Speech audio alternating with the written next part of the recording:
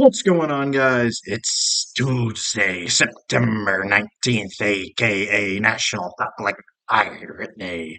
So, shout out to all those buccaneers, pirates, and swashbucklers at sea out there. Not only that, it's National Jude Day. Let's give a big shout out to a good friend of ours, Jude Bellingham of Real Madrid, the Phenom, plays tomorrow in Champions League. It's also Jimmy Fallon and Trey Young's birthday. Happy birthday to those two legends. But most importantly, today was the return of Champions League. All the games just finished up here. We had an exciting finish in the Atletico Madrid Lazio game as Lazio's goalie scored a 95th minute game tying goal, making a 1-1 draw there. Barcelona looked really good. Xavi's appeared to have fixed João Felix. Julian Alvarez played really well for Manchester City, and Newcastle absolutely gave up a million shots to AC Milan, yet it still ended scoreless 0-0. I just want to apologize in advance. I wanted to get this video out yesterday on Monday. However, my laptop was having some issues. Had to go get a new one of those, completely get things rebooted, re-uploaded, everything like that. So here we are on Tuesday. So I'm apologizing in advance for no Monday Night Football preview. So we are going to be recapping some of this weekend's events. First of all, on Saturday, my hometown team, the Nebraska Cornhuskers, got their first win of the year against Northern Illinois by a score of 35-11. Nebraska moves to 1-2 on the year, while Northern Illinois moves to 1-2 as well. Nebraska is at home again next weekend against Louisiana Tech. This was the first game that Henrik Harburg has started at quarterback for the Cornhuskers this season, replacing Jeff Sims. And he played very well. He was 14 of 24, 158 passing yards and 2 touchdowns. And he also had 21 rushing attempts for 98 yards and a touchdown. He didn't turn the ball over like we have seen. Well, he did. He had a fumble, but he didn't have the excessive problems like Jeff Sims had earlier this year. The offense just looked a little bit more comfortable. There were times where I wasn't too thrilled with the play calling, where I thought that we were running the ball really well and we went away from it for no good reason. But a win is a win, and we'll take that. And as you guys will see, I'm going to input some videos that I took from the game right here.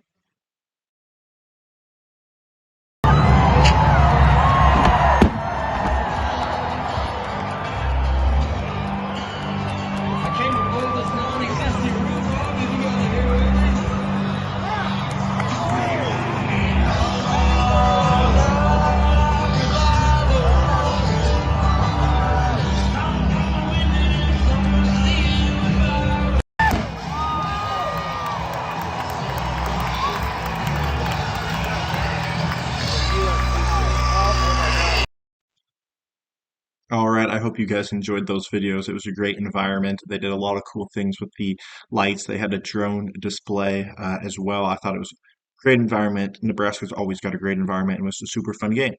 Moving on to also later in the weekend to Sunday, we get to some NFL action. And we're going to do a little bit of NFL overreaction or appropriate measure. I'm going to take some, some statements that I've seen lately, and I'm going to tell you if I think it's an overreaction based on 2 games or if I think it's the appropriate measure based on what we've seen so far. Also, taking into account what we have known from the past season and or two. So first of all, the Chicago Bears should draft a quarterback and replace Justin Fields. I'm going to say that is an appropriate measure. If anyone has watched the Bears this year, their offense has been horrendous, and a lot of that has come down to the decision making of Justin Fields. He's never been a great decision maker, especially in the passing game. But for whatever reason, going into this season, he kind of got a pass for that, just due to his ability to run the football. And it's not working out in Chicago. Thus far, Fields is 40 of 66 for 427 passing yards, 2 touchdowns, 3 interceptions with a 70.7 QBR. But he's also been sacked 10 times and has had 3 fumbles. I believe he's only lost one of those. But it's just, you can't win when your quarterback can't throw the football and he's not taking care of the football. And that's what's been going on with Justin Fields. I'm very well aware the Chicago Bears are not a great situation in the first place. They definitely need to work on their O line. Their coaching isn't the best, but we've seen Fields really struggle to implement wide receivers into the game plan. The core of DJ Moore, Chase Claypool, and Darnell Mooney, when you also mix in Cole Kmet at tight end, should be a lot better than what you're seeing the production of. And I think a lot of that comes down to the quarterback play. And when you look at, Drake May, Caleb Williams, Michael Penix, potentially Shador Sanders, if that's your cup of tea, Quinn Ewers, there's a lot of quarterbacks that are going to be in this draft class. And I think it's just worth it for the Bears to, move on from Fields and look for a new quarterback. It's just time. I think it's an appropriate measure. Number two, the Cincinnati Bengals are in trouble after an 0-2 start to the season. I am going to call that an overreaction. I think the Cincinnati Bengals are fine. Last season they started 0-2 as well, and obviously we saw how that worked out. They still were able to make the playoffs. They were still a fantastic team. When you look at that offense, when you have Joe Burrow and Jamar Chase, your offense should always be set. So when you can mix in the likes of Joe Mixon, Tyler Boyd, T. Higgins, that offense is going to be one of those offenses that should be able to get going as the season keeps going, and their steam will continue to build. Their next couple games, they're at home against the Rams and they're at the Titans and at the Cardinals. Those aren't anyone too crazy. They're not absolute world beaters of football teams. Depending what the Bengals record will be after those 5 games will tell us the story for the rest of their season. I think they should win all 3 of those games. Um, the Titans obviously just beat the Chargers. I'll touch on that a little bit later, as that was one of my picks over the weekend. But still, whether when you look at the Rams, the Cardinals, not the most talented teams, those should definitely be wins. I just think those 3 games will truly show us what we're going to get from the Bengals this season. And when we look at this last game against the Ravens this week, Cincinnati was 10 of 15 on third down. Those are great numbers, and it's things that you are happy to see from your offense. It means that when it matters the most, you're getting that conversion to keep the drive alive. I think I have faith in that Bengals offense to get that team righted and continue their playoff streak they've been on the past couple years. The Chargers need to move on from head coach Brandon Staley. I think that is 100% an appropriate measure. Brandon Staley is not the guy that needs to be in the Chargers right now. The LA Chargers 0-2. They're a lot more talented of a football team than what an 0-2 team should be. And I think it all starts at top with Brandon Staley. He's supposed to be a defensive guru. He calls the plays for the Chargers. If they weren't able to stop the Titans passing game this week, and that's a big concern. Ryan Tannehill is a very average quarterback. The Titans have a very washed up DeAndre Hopkins. Traylon Burks has really yet to find his stride and breakout yet. That's something that you shouldn't have going against that Titans defense or offense, excuse me. And then when you think about the win slash tie or go home game against the Raiders, in which he totally botched that situation and got sent home, and then they choked a 27-0 lead in the playoffs against the Jaguars last year. Um, they choked the game this week as well, eventually getting it sent to overtime before losing.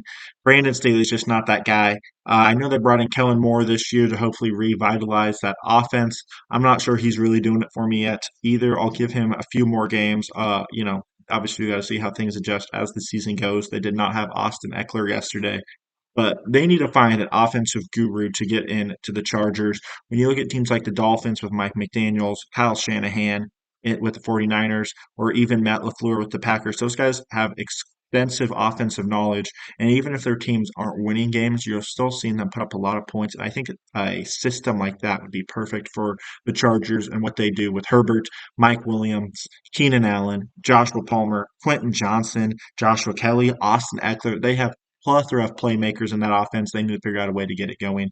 Appropriate measure. The Dallas Cowboys, America's team, 2-0. They are the best team in the league. That is not an overreaction. That is an appropriate measure.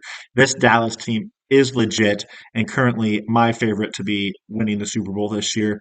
I mean, through 2 games, that Dallas defense has had 10 sacks, 5 interceptions, 2 fumbles recovered, arguably the best defense the NFL has ever seen at this moment. I understand they've played both New York teams, the Jets and the Giants. They're not the best teams in the world. They have very weak offensive lines.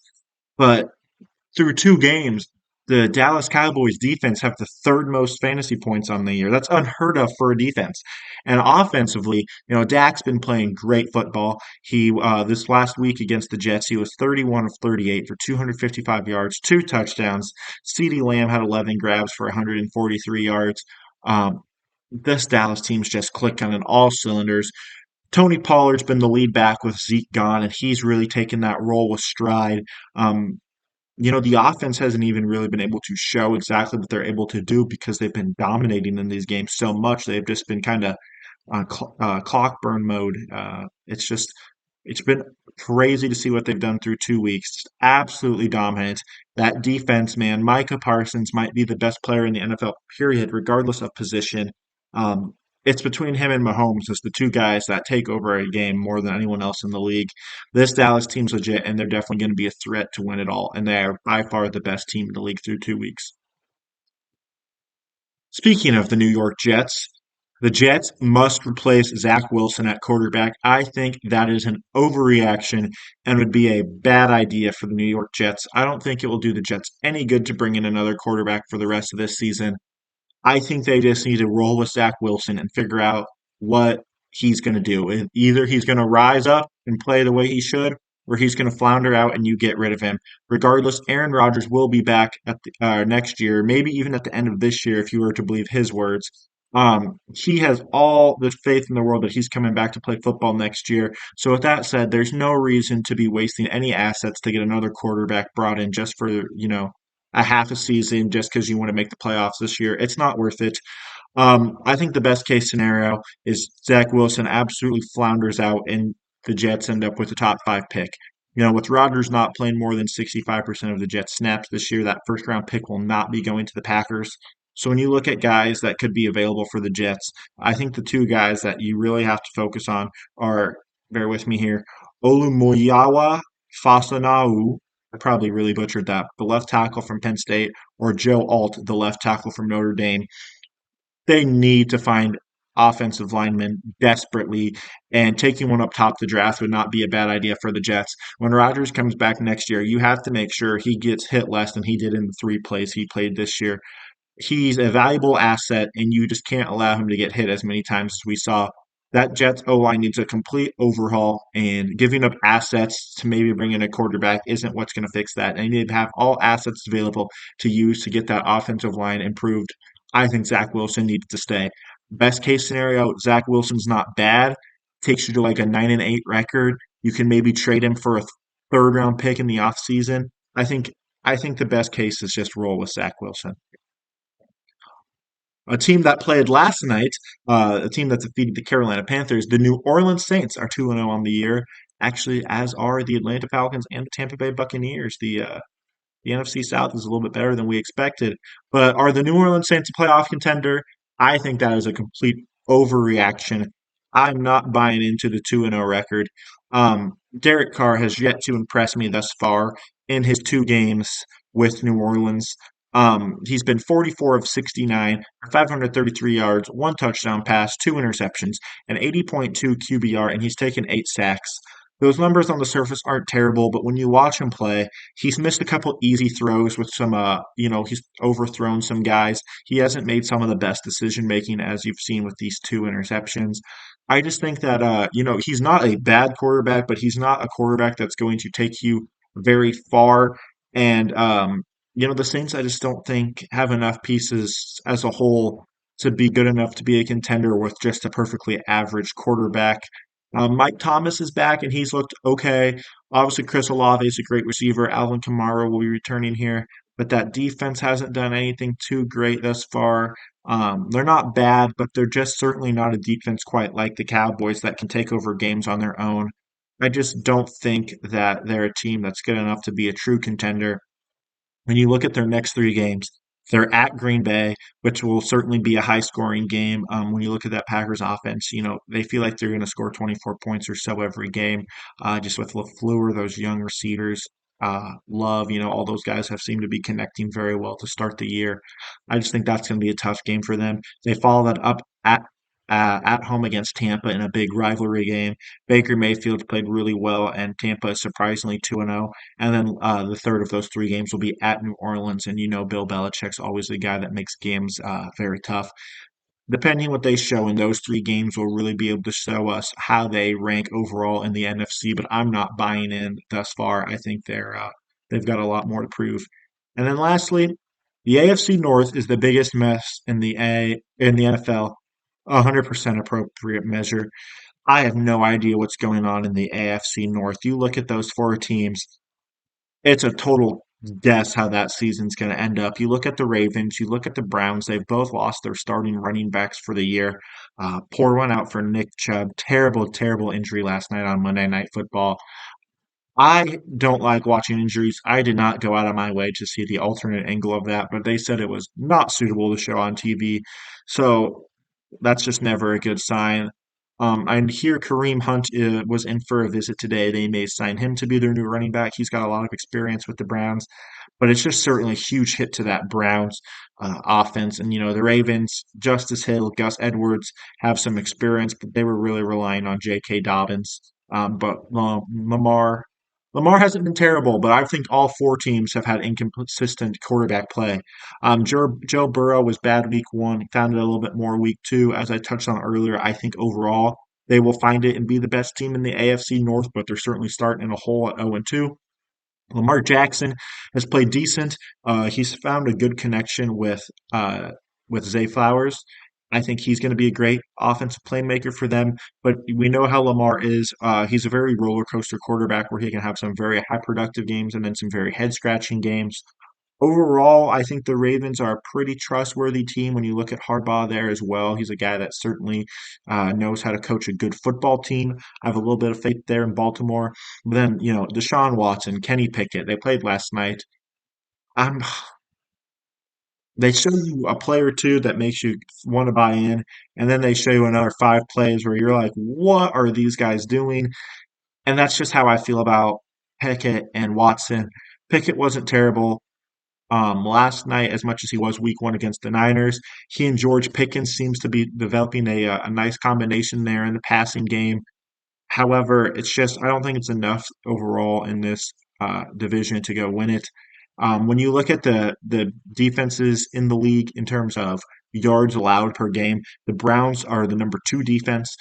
They've looked great. That Browns defense has looked phenomenal. When you have Miles Garrett and Zadarius Smith as outside pass rushers, that D line really controls the game at times.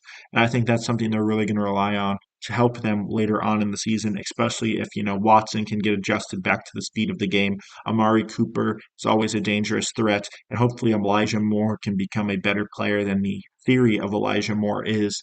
They should be, with that defense, a team that can get figured out. But obviously, you know, we're through two games. Some of these ranking numbers are not quite what they mean yet.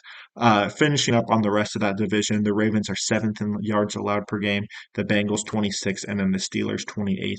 I would definitely sound the alarm if you're the Steelers. The offense hasn't looked great with Deontay Johnson out for the year. The defense hasn't played specifically well outside of TJ Watt. Um, I just think that's a team that's not going to get it figured out. I think the AFC North, man, anyone could come out and win this thing at the moment, but if I had to bet, it'd be either the Bengals or Ravens at this point. All right. Not only do we have some recaps of those games, but also we have a preview coming up for Thursday Night Football. We got the New York Football Giants, who are 1-1 on the road, taking on the San Francisco 49ers, who are 2-0 on the year. The Niners are opening as a 10-point favorite as I record this, like I said, Tuesday, September 9th. Saquon Barkley doubtful to play for the Giants after getting banged up at the end of that Cardinals game. Meanwhile, on the run game for the Niners, Christian McCaffrey has 268 rushing yards, two touchdowns. He's rushing 6 yards a carry. He's been dynamite for those boys. The Giants, on the other hand, absolutely dreadful. They should be 0-2. They got pounded by the Giants week one. The Cardinals came out early in week two and really put a throttling on them before choking it after halftime. The Giants have not looked like a successful team.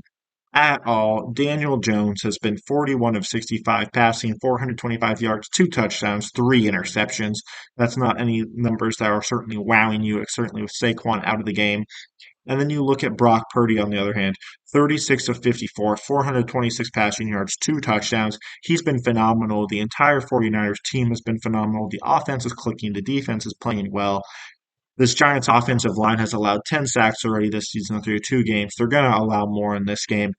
The 49ers defensive line is too good to not play well. I I'm not one to avoid big spreads, as we saw with some of the weekend bets, which I'll touch on a little bit here in a moment, but I'll touch on a lot more on Friday's episode.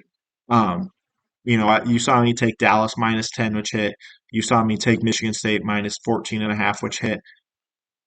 I'm not gonna make it an official play as I don't want to. I just don't have that complete confidence in me that I want to make the play. But I'm leaning that San Francisco minus 10 line. However, a play that I will put out there is I think Brock Purdy will have an anytime touchdown in terms of rushing at plus 390. I think that's going to be a great bet. I can definitely see the Niners punching one in from the 1 or 2 yard line. Brock Purdy running it in there. And then another thing that I like, I couldn't find a line on it on FanDuel. Hopefully, as we get closer to game time, something will come out. But I definitely want to watch Jalen Hyatt. I thought he looked very good against the Cardinals in that second half. He and Jones connected on a long throw, which kind of got them going in the second half and changed the momentum. So I am going to be interested to see if they have any lines available for Jalen Hyatt. However, I will be favoring the Niners in this game.